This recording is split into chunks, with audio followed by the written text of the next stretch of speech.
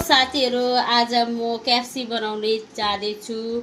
मेरो बुढाको डिमान्ड छ क्याप्सी खाने अरे। अब म क्याप्सी बनाउने जाँदैछु। लसुनको पेस्ट हालेको छु हो।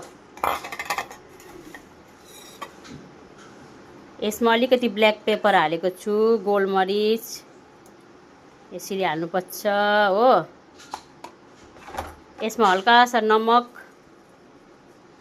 यसरी नमक दिनुपर्छ यसरी हो। अनि यसमा रातो खोर्सानी हालिदिनुस्, धुलो खोर्सानी यसरी रातो खोर्सानी हालिदिनुस्। अलिक पिरो पिरो मजाको हाल्नुपर्छ।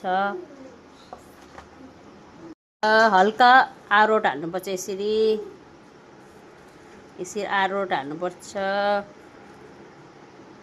अब आरोट हालेर मजाले मुस्नुपर्छ यसरी मुस्नुपर्छ मजाले।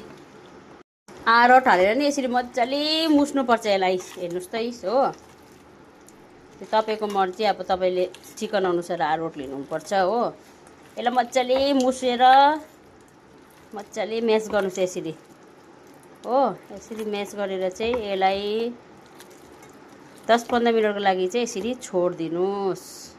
प्लेटलाई हाल्नुपर्छ हो। हेर्नुहोस् यसरी हाल्नुपर्छ हो। हेर्नुभयो?